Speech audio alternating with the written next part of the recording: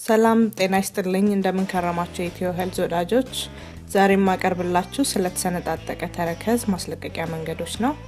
የተሰነጣጠቀ ተረከዝ ወይንም cracked feet በሁሉም እድሜ ክልሎች ሊኖር የሚችል ነገር ሲሆን ብዙ ጊዜ የሚመጣበት ምክንያት በወዝ እጥረት ወይንም ድርቀት ነው። ሌሎቹ ምክንያቶች ደግሞ ብዙ ጊዜ መቆም፣ መጥፎ ቆዳን የሚጎዱ ሳሙናዎችን መጠቀም፣ ቀዝቃዛ አየር እንዲሁም ለብዙ ጊዜ ለርጥበት ወይንም ውሃ መጋለጥ፣ ክብደት መጨመር፣ ለአቧራና ለፀሐይ የሚያጋልጡ ጫማዎችን ማዘውተር ናቸው። በተጨማሪም የእንቅርትና የስኳር በሽታ ሁኔታውን ሊያባብስ ይችላል ማለት ነው። የተሰነጣጠቀ ተረከዝ ለእይታ ከማስጠላቱም በላይ አንዳንድ ጊዜ ለኢንፌክሽን እና ለከፍተኛ ህመም ሊዳርግ ይችላል። ስለዚህ ይህን ችግር በቀላሉ ቤት ውስጥ በሚገኙ ነገሮች ማስወገድ እንችላለን ማለት ነው።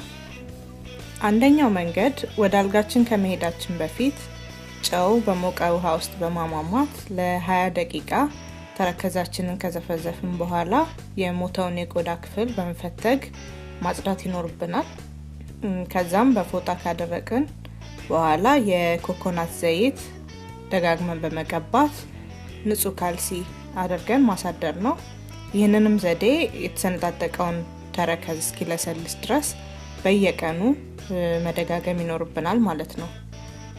ሁለተኛው ዘዴ ደግሞ ሻምፖና ሎሚ በማዋሃድ የሚዘጋጅ ሲሆን ሻምፖ ቆሻሻውን ለማጽዳት ሲያገለግል፣ ሎሚው ደግሞ የሞተውንና የደረቀውን የቆዳ ሴል ለማስወገድ ይረዳናል። በተጨማሪም ቆዳችንን ለስላሳና ውብ ለማድረግ ይጠቅማል ማለት ነው።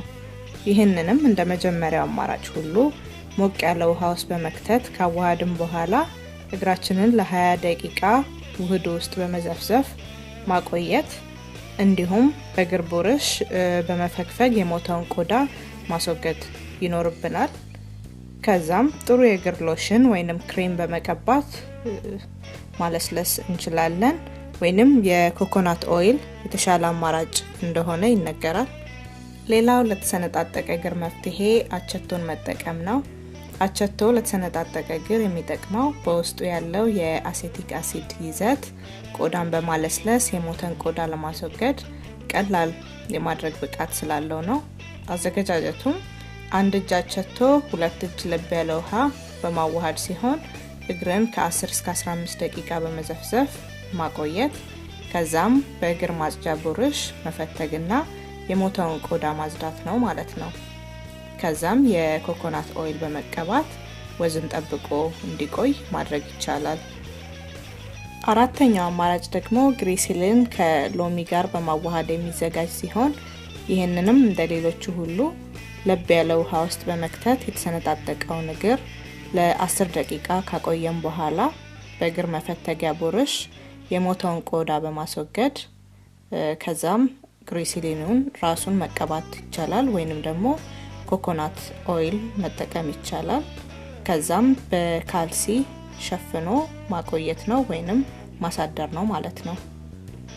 ስለዚህ የኢትዮ ሄልዝ ወዳጆች እነዚህ በጣም ቀላልና ቤት ውስጥ የሚገኙ ነገሮችን በመጠቀም ጥሩ ውጤት እንደምታገኙ ተስፋ እናደርጋለን።